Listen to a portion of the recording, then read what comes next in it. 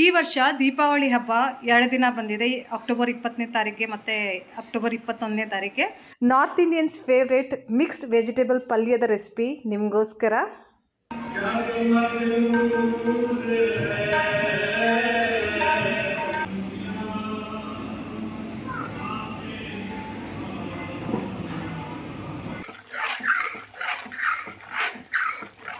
ಶುಭೋದಯ.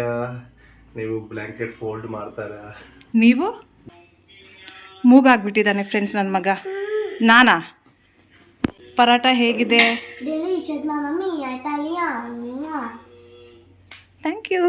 Hello everyone, ನಮಸ್ಕಾರ. Welcome back to one more blog. ತಾವೆಲ್ಲ ಚೆನ್ನಾಗಿದ್ದೀರಾ ಅಂತ ಅಂದ್ಕೊಂಡು ಈ ಬ್ಲಾಗ್ನ ಶುರು ಮಾಡ್ತಾ ಇದ್ದೀನಿ. ಇವತ್ತು ಅಕ್ಟೋಬರ್ 21ನೇ ತಾರೀಕು, ಈಗ ಸಂಜೆ 6 ಗಂಟೆ ಆಗ್ತಾ ಇದೆ. ಇವತ್ತೂ ಸಹ ದೀಪಾವಳಿ ಹಬ್ಬವನ್ನು ನಾವು ಮತ್ತೆ ಸೆಲೆಬ್ರೇಟ್ ಮಾಡ್ತಾ ಇದ್ದೀವಿ. ಈ ವರ್ಷ ದೀಪಾವಳಿ ಹಬ್ಬ 2 ದಿನ ಬಂದಿದೆ. ಅಕ್ಟೋಬರ್ 20ನೇ ತಾರೀಕಿಗೆ ಮತ್ತು ಅಕ್ಟೋಬರ್ 21ನೇ ತಾರೀಕಿಗೆ. ನಿನ್ನೆ ನಾವು ಮಹಾಲಕ್ಷ್ಮಿ ಪೂಜೆನ ಮಾಡಿದ್ವಿ. ಇವತ್ತು ಗುರುದ್ವಾರ ಸಾಹಿಬ್ಗೆ ಮತ್ತೆ ಹೋಗ್ತಾ ಇದ್ದೀವಿ. ನಿನ್ನೆನೂ ಹೋಗಿದ್ವಿ, ಇವತ್ತೂ ಸಹ ಗುರುದ್ವಾರ ಸಾಹಿಬ್ಗೆ ಹೋಗ್ತಿದ್ದೀವಿ. ಯಾಕೆ ಅಂದರೆ ನಿನ್ನೆ ಗುರುದ್ವಾರ ಸಾಹಿಬಲ್ಲಿ ದೀಪಾವಳಿ ಹಬ್ಬವನ್ನು ಆಚರಣೆ ಮಾಡಿರಲಿಲ್ಲ. ಸಿಖ್ ಧರ್ಮದವರು ಸಹ ದೀಪಾವಳಿ ಹಬ್ಬವನ್ನು ಬಂದಿ ಚೋಡ್ ದಿವಸ್ ಅಂತ ಆಚರಣೆ ಮಾಡ್ತಾರೆ. ಸೊ ಇವತ್ತು ಬಹಳಷ್ಟು ಸಂಗತ್ ಅಂದರೆ ಭಕ್ತಾದಿಗಳು ಗುರುದ್ವಾರ ಸಾಹಿಬ್ಗೆ ಹೋಗಿ ಅಲ್ಲಿನ ಪಾಸಿಟಿವ್ ವೈಬ್ಸ್ನ ಎಕ್ಸ್ಪೀರಿಯನ್ಸ್ ಮಾಡ್ತಾ ತಮ್ಮ ಕುಟುಂಬದ ಎಲ್ಲ ಸದಸ್ಯರು ಚೆನ್ನಾಗಿರಬೇಕು ಅಂತ ಪ್ರೇ ಮಾಡಿ ದೀಪಗಳನ್ನ ಇಲ್ಲಾಂದರೆ ಕ್ಯಾಂಡಲ್ಸ್ನ ಹಚ್ತಾರೆ. ಈಗ ನಾವು ಮನೆಯಲ್ಲಿ ದೀಪ ಅಂಟಿಸಿ ಲೈಟ್ಸ್ ಎಲ್ಲ ಆನ್ ಮಾಡಿಬಿಟ್ಟು ಗುರುದ್ವಾರ ಸಾಹಿಬ್ಗೆ ಹೋಗ್ತೀವಿ. ಅದಕ್ಕಿಂತ ಮುಂಚೆ ಇವತ್ತಿನ ಹಬ್ಬಕ್ಕೆ ಯಾವ ಸ್ಪೆಷಲ್ ಅಡುಗೆಗಳನ್ನ ಮಾಡಿದ್ದೆ ಅಂತ ಸ್ವಲ್ಪ ಮಟ್ಟಿಗೆ ಕ್ಯಾಪ್ಚರ್ ಮಾಡಿದ್ದೀನಿ. ಮತ್ತು ಈಸಿಯಾಗಿ ರೆಸಿಪಿನೂ ಸಹ ಶೇರ್ ಮಾಡ್ತೀನಿ, ನೋಡ್ಕೊಂಡು ಬನ್ನಿ. ನಾರ್ತ್ ಇಂಡಿಯನ್ಸ್ಗೆ ಮಿಕ್ಸ್ಡ್ ವೆಜಿಟೇಬಲ್ಸ್ ಪಲ್ಯ ತುಂಬ ಅಂದರೆ ತುಂಬ ಇಷ್ಟ ಆಗುತ್ತೆ. ಯಾವುದೇ ಒಂದು ಹಬ್ಬ ಆಗಿರ್ಬೋದು, ಸ್ಪೆಷಲ್ ವೆಕೇಷನ್ ಆಗಿರ್ಬೋದು, ಈ ಒಂದು ಪಲ್ಯನ ಮಾಡ್ತಾರೆ. ಬಟ್ ಸೌತ್ ಕಡೆ ನಾವು ಹೇಗೆ ಮಾಡ್ತೀವೋ ಆ ಥರ ಮಾಡಲ್ಲ, ಸ್ವಲ್ಪ ಡಿಫ್ರೆಂಟಾಗಿ ಮಾಡ್ತಾರೆ. ಸೊ ಅದು ಹೇಗೆ ಅಂತ ಇವಾಗ ನಿಮಗೆ ತೋರಿಸ್ಕೊಡ್ತೀನಿ. ಕಡಾಯಿಯಲ್ಲಿ ಎಣ್ಣೆ ಹಾಕಿ, ಎಣ್ಣೆ ಬಿಸಿ ಆದ ನಂತರ ಸ್ವಲ್ಪ ಜೀರಿಗೆ, ಕಟ್ ಮಾಡಿ ಇಟ್ಕೊಂಡಿರುವ ಈರುಳ್ಳಿ ಮತ್ತು ಹಸಿರುಮೆಣಸಿನ್ಕಾಯಿ ಆ್ಯಡ್ ಮಾಡಿಬಿಟ್ಟು ಚೆನ್ನಾಗಿ ಹುರ್ಕೋಬೇಕು. ನಂತರ ಸ್ವಲ್ಪ ಶುಂಠಿ ಮತ್ತು ಬೆಳ್ಳುಳ್ಳಿ ಪೇಸ್ಟನ್ನು ಸಹ ಆ್ಯಡ್ ಮಾಡಿಬಿಟ್ಟು ಹಸಿ ವಾಸನೆ ಹೋಗೋವರೆಗೂ ಚೆನ್ನಾಗಿ ಫ್ರೈ ಮಾಡ್ಕೋಬೇಕು. ಚೆನ್ನಾಗಿ ಫ್ರೈ ಆದ ನಂತರ ಕಟ್ ಮಾಡಿ ಇಟ್ಕೊಂಡಿರುವ ತರಕಾರಿಗಳನ್ನ ಸೇರಿಸ್ಬೇಕು. ಈ ಒಂದು ಪಲ್ಯದಲ್ಲಿ ಯಾವ್ಯಾವ ತರಕಾರಿಗಳನ್ನ ಸೇರಿಸ್ಬೋದು ಅಂತ ಅಂದರೆ ಕ್ಯಾರೆಟ್, ಬೀನ್ಸ್, ಆಲೂಗಡ್ಡೆ, ಬಟಾಣಿ, ಕ್ಯಾಪ್ಸಿಕಮ್ ಮತ್ತು ಕೆಲವರು ಹೂಕೋಸನ್ನು ಸಹ ಸೇರಿಸ್ತಾರೆ. ಬಟ್ ಹೂಕೋಸನ್ನು ನಾನು ಸ್ಕಿಪ್ ಮಾಡಿದ್ದೀನಿ. ತರಕಾರಿಗಳನ್ನ ಸೇರಿಸಿದ ನಂತರ ಚೆನ್ನಾಗಿ ಮಿಕ್ಸ್ ಮಾಡಿಬಿಟ್ಟು 2 ರಿಂದ 3 ನಿಮಿಷದವರೆಗೂ ಮೀಡಿಯಮ್ ಟು ಹೈ ಫ್ಲೇಮಲ್ಲಿ ಮುಚ್ಚಿಬಿಟ್ಟು ಕುಕ್ ಮಾಡ್ಕೋಬೇಕು. ನಂತರ ಒಂದು 3 ಟೊಮೆಟೋಸ್ನ ನಾನು ಇವಾಗ ಸೇರಿಸಿದ್ದೀನಿ. ಟೊಮೆಟೋಸ್ ಆ್ಯಡ್ ಮಾಡಿದ್ಮೇಲೆ ರುಚಿಗೆ ಎಷ್ಟು ಬೇಕೋ ಅಷ್ಟು ಉಪ್ಪು, ಖಾರ, ಸ್ವಲ್ಪ ಗರಂ ಮಸಾಲ, ಸ್ವಲ್ಪ ಅರಿಶಿಣದ ಪುಡಿ ಎಲ್ಲವನ್ನು ಸೇರಿಸ್ಬಿಟ್ಟು ಮುಚ್ಚಿಬಿಟ್ಟು ಟೊಮೆಟೊ ಮೆತ್ತಗಾಗೋವರೆಗೂ ಮೀಡಿಯಮ್ ಫ್ಲೇಮಲ್ಲಿ ಕುಕ್ ಮಾಡ್ಕೋಬೇಕು. ಟೊಮೆಟೋಸ್ ಚೆನ್ನಾಗಿ ಮೆತ್ತಗಾದ್ಮೇಲೆ ಪನ್ನೀರ್ ಸ್ಲೈಸಸ್ನ ಚಿಕ್ಕದಾಗಿ ಕಟ್ ಮಾಡಿಕೊಂಡು ನಾವು ಯಾವ ರೀತಿ ತರಕಾರಿಗಳನ್ನ ಕಟ್ ಮಾಡಿರ್ತೀವೋ ಅದೇ ರೀತಿಯೇ ಪನ್ನೀರ್ನೂ ಸಹ ಕಟ್ ಮಾಡಿ ಆ್ಯಡ್ ಮಾಡಬೇಕು. ಪನ್ನೀರ್ ಆ್ಯಡ್ ಮಾಡಿದ್ಮೇಲೆ ಚೆನ್ನಾಗಿ ಎಲ್ಲ ತರಕಾರಿಗಳ ಜೊತೆ ಮಿಕ್ಸ್ ಮಾಡಿಬಿಟ್ಟು ಒಂದು 2 ರಿಂದ 3 ನಿಮಿಷದವರೆಗೂ ಮುಚ್ಚಿಬಿಟ್ಟು ಮೀಡಿಯಮ್ ಟು ಹೈ ಫ್ಲೇಮಲ್ಲಿ ಕುಕ್ ಮಾಡಿಕೊಂಡ್ರೆ ಈ ರೀತಿ ಪಲ್ಯ ರೆಡಿ ಆಗುತ್ತೆ. ಇನ್ನು ಈ ಪಲ್ಯದಲ್ಲಿ ರುಚಿನ ಹೆಚ್ಚಿಸುವುದಕ್ಕೆ 1 ಸ್ಪೂನಷ್ಟು ಕಸೂರಿ ಮೆಥಿ ಮತ್ತು 1 ಸ್ಪೂನಷ್ಟು ಹಾಲಿನ ಕೆನೆಯನ್ನು ಸೇರಿಸ್ಬಿಟ್ಟು ಚೆನ್ನಾಗಿ ಮಿಕ್ಸ್ ಮಾಡಿ ಮುಚ್ಚಿಬಿಟ್ಟು ಮೀಡಿಯಮ್ ಫ್ಲೇಮಲ್ಲಿ ಒಂದೇ 1 ನಿಮಿಷದವರೆಗೂ ಬಿಟ್ಬಿಟ್ರೆ ಸಾಕು ಫ್ರೆಂಡ್ಸ್. ರುಚಿಕರವಾದ ದಾಬಾ ಸ್ಟೈಲ್ ಮಿಕ್ಸ್ ವೆಜ್ ಸಬ್ಜಿ ರೆಡಿ ಆಗುತ್ತೆ. North Indians favourite mix veg ಸಬ್ಜಿ ರೆಡಿ ಆಗುತ್ತೆ. ಒಂದ್ಸಲ ನೀವು ಟ್ರೈ ಮಾಡಿ ಹೇಗೆ ಬಂದಿದೆ ಅಂತ ಕಾಮೆಂಟ್ ಮೂಲಕ ತಿಳಿಸಿ. ನಾರ್ತ್ ಇಂಡಿಯನ್ಸು ಹಬ್ಬ ಹರಿದಿನಗಳಲ್ಲಿ ತುಂಬ ಪನ್ನೀರ್ ರೆಸಿಪೀಸ್ನ ಪ್ರಿಫರ್ ಮಾಡ್ತಾರೆ. ಪನ್ನೀರಲ್ಲಿನೇ ವೆರೈಟೀಸ್ ಆಫ್ ಗ್ರೇವೀಸ್ ಎಲ್ಲನೂ ಪ್ರಿಪೇರ್ ಮಾಡ್ತಾರೆ. ನಮ್ಮ ಸೌತ್ ಕಡೆಯೂ ಇತ್ತೀಚೆಗೆ ನಾನು ನೋಡ್ದಂಗೆ ಬ್ಲಾಗ್ಸ್ ಮುಖಾಂತರ ನಾನು ಬಹಳಷ್ಟು ನಮ್ಮ ಸೌತ್ ಇಂಡಿಯನ್ಸ್ನ ಅಬ್ಸರ್ವ್ ಮಾಡಿದ್ದೀನಿ. ತುಂಬ ಪನ್ನೀರ್ ರೆಸಿಪೀಸ್ ಎಲ್ಲನೂ ಮಾಡ್ತಾಯಿದ್ದಾರೆ. ನಮಗಿಂತ ಇನ್ನೂ ಚೆನ್ನಾಗಿ ಮಾಡ್ತಾರೆ. ಬಟ್ ನಾರ್ತ್ ಇಂಡಿಯನ್ಸು ತುಂಬ ಮಸಾಲೆಗಳನ್ನ ಯೂಸ್ ಮಾಡಲ್ಲ, ಸಿಂಪಲ್ಲಾಗಿ ಅಡುಗೆಗಳನ್ನ ಮಾಡ್ತಾರೆ. ತೆಂಗಿನಕಾಯಿ ಮತ್ತು ಗಸಗಸೆ ಅವನ್ನೆಲ್ಲನೂ ಯೂಸೇ ಮಾಡಲ್ಲ. ಶುಂಠಿ ಬೆಳ್ಳುಳ್ಳಿನೂ ಸ್ವಲ್ಪ ಯೂಸ್ ಮಾಡ್ತಾರೆ. ಸೊ ಸಿಂಪಲ್ಲಾಗಿ ನಾನು ಯಾವ ರೀತಿ ಪನ್ನೀರ್ ಗ್ರೇವಿ ನಾರ್ತ್ ಇಂಡಿಯನ್ ಸ್ಟೈಲಲ್ಲಿ ಮಾಡ್ತೀನಿ ಅಂತ ನಿಮಗೆ ಸಿಂಪಲ್ಲಾಗಿಯೇ ಹೇಳ್ತೀನಿ. ತುಂಬ ಡೀಟೇಲಾಗಿ ರೆಸಿಪಿನ ತೋರಿಸೋದಕ್ಕೆ ಹೋಗಲ್ಲ. ಯಾಕಂದರೆ ನಮ್ಮ ಸೌತ್ ಕಡೆ ನಾನು ಹೇಳ್ದಂಗೆ ಭಾಳಷ್ಟು ಮನೆಗಳಲ್ಲಿ ಯಮ್ಮಿಯಾಗಿ ಪನ್ನೀರನ್ನ ಮಾಡ್ತಾರೆ. ಸೊ ಇವಾಗ ನಾನು ಮಾಡುತ್ತಿರುವ ಪನ್ನೀರ್ ಗ್ರೇವಿಗೆ ಈರುಳ್ಳಿ, ಶುಂಠಿ, ಬೆಳ್ಳುಳ್ಳಿ, ಒಣಗಿದ ಮೆಣಸಿನ್ಕಾಯಿ, ಜೀರಿಗೆ, ಚಕ್ಕೆ, ಲವಂಗ, ಕರಿಮೆಣಸು, ಟೊಮೆಟೋಸ್ ಇವನ್ನೆಲ್ಲನೂ ಎಣ್ಣೆಯಲ್ಲಿ ಚೆನ್ನಾಗಿ ಫ್ರೈ ಮಾಡಿಕೊಂಡು ತಣ್ಣಗಾದ್ಮೇಲೆ ಅದನ್ನು ಪೇಸ್ಟ್ ಮಾಡಿ ಈ ಥರದ ಗ್ರೇವಿನ ಪ್ರಿಪೇರ್ ಮಾಡ್ಕೊಂಡಿದ್ದೀನಿ. ಇವಾಗ ಫೈನಲ್ ಆಗಿ ಈ ಒಂದು ಗ್ರೇವಿಯಲ್ಲಿ ಕ್ಯಾಪ್ಸಿಕಮ್ ಮತ್ತು ಪನ್ನೀರ್ನ ಸೇರಿಸಿದ್ದೀನಿ. ಸಿಂಪಲ್, ಹೆಲ್ದಿ ಮತ್ತು ಡಿಲಿಷಿಯಸ್ ಹಬ್ಬದ ಊಟ ರೆಡಿಯಾಗಿದೆ. ದೀಪಾವಳಿ ಹಬ್ಬಕ್ಕೆ ನಾರ್ತ್ ಇಂಡಿಯನ್ಸು ಸ್ವೀಟ್ಸ್ಗೆ ತುಂಬ ಪ್ರಿಫರೆನ್ಸ್ನ ಕೊಡ್ತಾರೆ. ಬಟ್ ಮನೇಲಿ ಯಾವುದೇ ರೀತಿಯ ಸ್ವೀಟ್ಸ್ನ ಪ್ರಿಪೇರ್ ಮಾಡಲ್ಲ. ವಿಧವಾದ ಸ್ವೀಟ್ಸ್ನ ಖರೀದಿ ಮಾಡಿಬಿಟ್ಟು ಪ್ರೀತಿ ಪಾತ್ರರಿಗೆ ಹಂಚ್ತಾರೆ. ಮನೆಗೆ ಹೋಗ್ಬಿಟ್ಟು ದೀಪಾವಳಿ ವಿಶ್ ಮಾಡಿಬಿಟ್ಟು ಸ್ವೀಟ್ಸ್ನ ಕೊಟ್ಬಿಟ್ಟು ಬರ್ತಾರೆ. ಅದೇ ರೀತಿಯೇ ನಮಗೂ ಸಹ ಕೆಲವರು ಸ್ವೀಟ್ಸ್ನ ಕೊಟ್ಟಿದ್ದಾರೆ. ನಾವೂ ಸಹ ಕೆಲವ್ರಿಗೆ ಸ್ವೀಟ್ಸ್ನ ಕೊಟ್ಟಿದ್ದೀವಿ.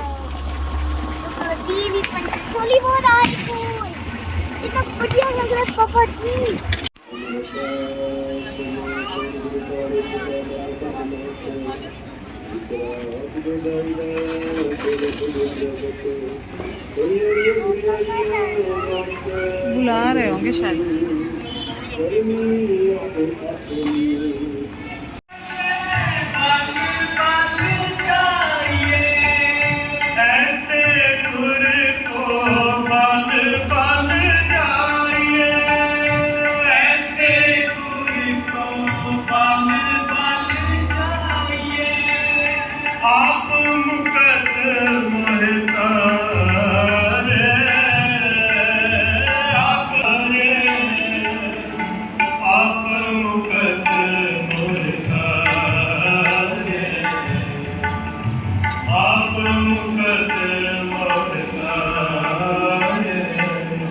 ಸಿಖ್ ಧರ್ಮದಲ್ಲಿ ದೀಪಾವಳಿ ಹಬ್ಬವನ್ನು ಬಂದಿ ಚೋರ್ ದಿವಸ್ ಅಂತ ಸೆಲೆಬ್ರೇಟ್ ಮಾಡ್ತಾರೆ. ಅದು ಏನಕ್ಕೆ ಅಂತಂದರೆ 6ನೇ ಗುರುವಾದ ಗುರು ಹರ್ಗೋಬಿಂದ್ ಸಾಹಿಬ್ಜಿ ಅವ್ರನ್ನ ಮುಘಲ್ ಸಾಮ್ರಾಜ್ಯದಲ್ಲಿ ಜಹಾಂಗೀರ್ ಅವರು ಬಂದಿ ಮಾಡಿದ್ರು.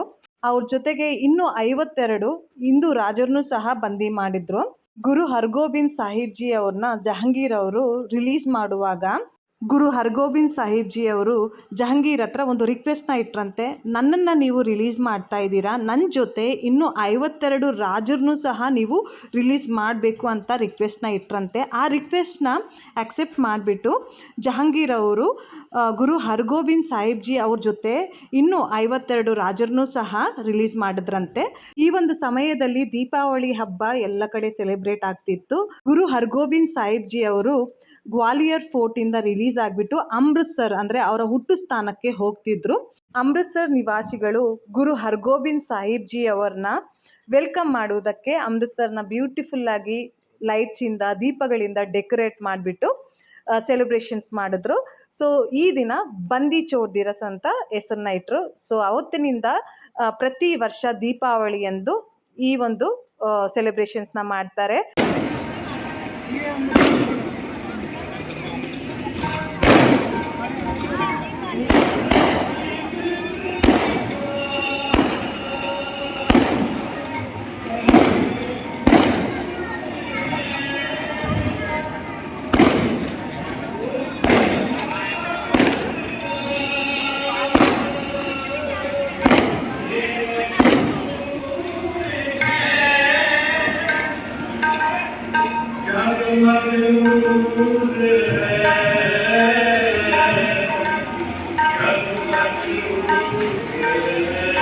ಪ್ರತಿ ಸಲ ನಾವು ಗುರುದ್ವಾರ ಸಾಹಿಬ್ಗೆ ಬಂದಾಗ ಪ್ರಸಾದ ಅಂದರೆ ಲಂಗರ್ನ ನಾವು ಸೇವನೆನ ಮಾಡ್ತೀವಿ. ಬಟ್ ವ್ಲಾಗ್ ಮುಖಾಂತರ ಯಾವಾಗಲೂ ನಿಮಗೆ ತೋರಿಸಿರಲಿಲ್ಲ. ಇವತ್ತು ಹಂಗೂ ಹಿಂಗೂ ಸ್ವಲ್ಪ ಮಟ್ಟಿಗೆ ನಾನು ವೀಡಿಯೋನ ಕ್ಯಾಪ್ಚರ್ ಮಾಡಿಬಿಟ್ಟು ನಿಮ್ಮ ಜೊತೆ ಶೇರ್ ಮಾಡಿದ್ದೀನಿ.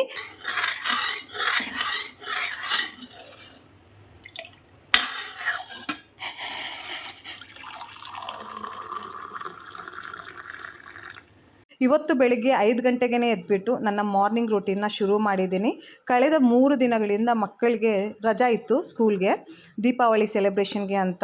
ಸೊ ಇವತ್ತು ಹಂಗೂ ಹಿಂಗೂ ಸ್ಕೂಲ್ಗೆ ಹೋಗಬೇಕು. ಸೊ ಅದರಿಂದ ಮೊದಲು ಮಕ್ಕಳ ಟಿಫನ್ಗೆ ರೆಡಿ ಮಾಡ್ಕೊಳ್ಳೋದಕ್ಕೆ ತುಪ್ಪ ಪ್ರಿಪೇರ್ ಮಾಡ್ತಾಯಿದ್ದೀನಿ. ಪರಾಟ ಮಾಡೋದಕ್ಕೆ ತುಪ್ಪ ಬೇಕೇ ಬೇಕು ನಮಗೆ. ಸೊ ತುಪ್ಪ ಮನೇಲಿರಲಿಲ್ಲ, ಕೆನೆ ಇತ್ತು, ಕೆನೆಯಿಂದ ತುಪ್ಪನ ತೆಗಿತಾ ಇದ್ದೀನಿ. ಇನ್ನೊಂದು ಕಡೆ ಆಲೂಗಡ್ಡೆ ಬಾಯ್ಲ್ ಮಾಡೋದಕ್ಕೆ ಕುಕ್ಕರಲ್ಲಿ ಇಟ್ಟಿದ್ದೀನಿ. ಮತ್ತೊಂದು ಕಡೆ ಹಾಲು ಬಿಸಿ ಮಾಡೋದಕ್ಕೆ ಇಟ್ಟಿದ್ದೀನಿ. ಮತ್ತು ನನಗೋಸ್ಕರ ಟೀನೂ ಸಹ ಮಾಡ್ಕೊತಾ ಇದ್ದೀನಿ.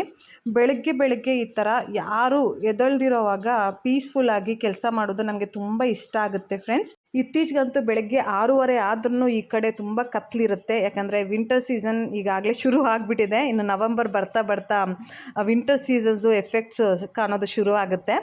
ಸಂಜೆ ಹೊತ್ತು 6 ಗಂಟೆಗಳೇನೋ ಕತ್ಲಾಗಿಬಿಡುತ್ತೆ. ಬೆಳಗ್ಗೆ 6:30 7 ಗಂಟೆ ಆದ್ರೂ ಬೆಳಗ್ಗೆ ಬರೋದೇ ಇಲ್ಲ.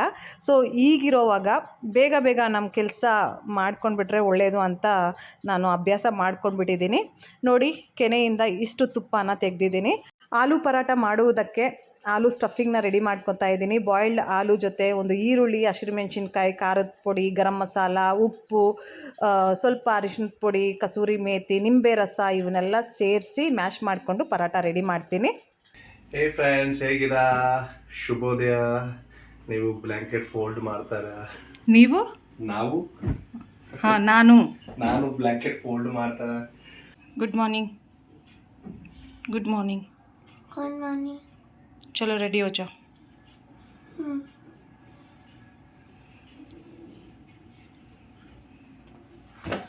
ಮಕ್ಕಳಿಬ್ರು ರೆಡಿ ಆಗಿದ್ದಾರೆ. ಮನ್ರಾಜ್, ಹೇಗೆ ಅನಿಸ್ತಾ ಇದೆ? 5 ಡೇಸ್ ಆದಮೇಲೆ ಸ್ಕೂಲ್ಗೆ ಹೋಗ್ತಾ ಇದೆಯಾ? ನಾರ್ಮಲ್. ಸರಿ, ನೀನು ಕುತ್ಕೋ ಇಲ್ಲಿ. ಹೇಗೆ ಅನಿಸ್ತಾ ಇದೆಪ್ಪ ರಾಜು? ಹೇಗೆ ಅನಿಸ್ತಾ ಇದೆ? ಚೆನ್ನಾಗಿ ಕಾಣಿಸ್ತಾ ಇದೆಯಾ? ಬಾಯಿ ಬಿಟ್ಟು ಹೇಳಲ್ವಾ? ಏನಾಯ್ತು ನಿನಗೆ? ಏನಾಯಿತು? ನಾನಾ ಏನು ಮಾಡಿದ್ದೀನಿ?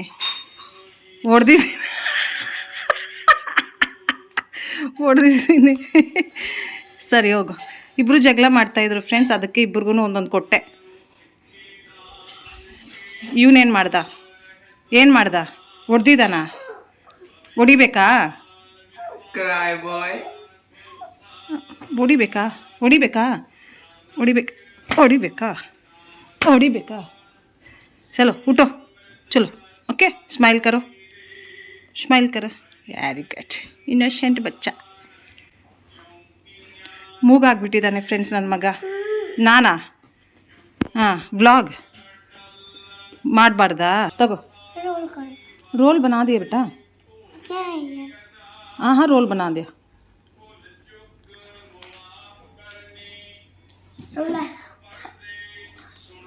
पिज्जा. स्कूटी बाहर निकल, चाबी उसके अंदर रख. स्कूटी के आगे वाले उसमें. ಮನ್ಕಿರತ್, ಪರಾಟ ಹೇಗಿದೆ? Delicious, mamma mia, Italiano. Thank you. ಹೇಗಿದೆಪ್ಪ paratha? Delicious and super tasty. Finish. ಇದಿಲ್ಲಿಟ್ಟಿದೆಯಲ್ಲ, ತಿನ್ನೋ. मुझे निकाले कितने बताएं. Friends, ಚಲೋ. behind us is my mom is telling him, say delicious. Or else what he will say? He's saying nice. So ಈ ವರ್ಷದ ದೀಪಾವಳಿ ಹಬ್ಬ ಮುಗೀತು. ಹಬ್ಬ ಹತ್ರಕ್ಕೆ ಬರ್ತಾ ಇದೆ ಅಂತ ಅಂದಾಗ ನಾವು ತುಂಬ ಎಕ್ಸೈಟ್ಮೆಂಟಿಂದ ಎಲ್ಲ ಪ್ರಿಪ್ರೇಷನ್ಸ್ನ ಮಾಡ್ಕೊತೀವಿ.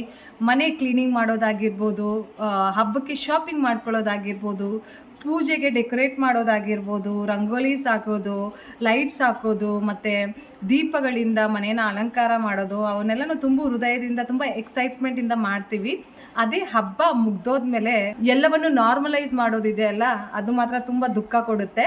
ಇವತ್ತು ಅದೇ ಕೆಲಸ ಮಾಡಿದ್ದು. ಏನೇನು ಹಬ್ಬಕ್ಕೆ ನಾನು ಡೆಕೋರೇಟ್ ಮಾಡಿದ್ನೋ ಅವನ್ನೆಲ್ಲನೂ ತೆಗೆದುಬಿಟ್ಟು ಎಲ್ಲೆಲ್ಲಿ ಏನೇನು ಇಡಬೇಕೋ ಅಲ್ಲಲ್ಲಿ ಇಟ್ಟಿದ್ದೀನಿ. ಒಂಥರ ಬೇಜಾರಾಗುತ್ತೆ, ಬಟ್ ಏನು ಮಾಡೋಕ್ಕಾಗಲ್ಲ. ಮತ್ತು ನೆಕ್ಸ್ಟ್ ಇಯರ್ ಅದೇ ಎಕ್ಸೈಟ್ಮೆಂಟ್ ಇರುತ್ತೆ, ಅದೇ ಒಂದು ಪ್ರೀತಿ ಇರುತ್ತೆ ಹಬ್ಬ ಸೆಲೆಬ್ರೇಟ್ ಮಾಡೋದಕ್ಕೆ. ಸೊ ಅಲ್ಲಿವರೆಗೂ ವೆಯ್ಟ್ ಮಾಡೋಣ. ಈ ಒಂದು ಮಾತಿನಿಂದ ಈ ವ್ಲಾಗ್ನ ಇಲ್ಲೇ ಎಂಡ್ ಮಾಡ್ತಾ ಇದ್ದೀನಿ. ಐ ಹೋಪ್ ನಿಮಗೆ ಈ ವ್ಲಾಗ್ ಇಷ್ಟ ಆಗುತ್ತೆ ಅಂತ ಅಂದ್ಕೊತೀನಿ. ಸ್ವಲ್ಪ ಮಟ್ಟಿಗೆ ಆದರೂ ಇಷ್ಟ ಆದರೆ ಪ್ಲೀಸ್ ಲೈಕ್ ಮಾಡೋದನ್ನು ಮರಿಬೇಡಿ. ಮತ್ತು ನಮ್ಮ ಚಾನಲ್ನ ಸಬ್ಸ್ಕ್ರೈಬ್ ಮಾಡ್ಕೊಂಡಿಲ್ಲ ಅಂತ ಅಂದರೆ ಸಬ್ಸ್ಕ್ರೈಬ್ ಮಾಡಿಕೊಂಡು ಎಲ್ಲ ವ್ಲಾಗ್ಸ್ನ ನೋಡಿ. Thank you so much. Bye.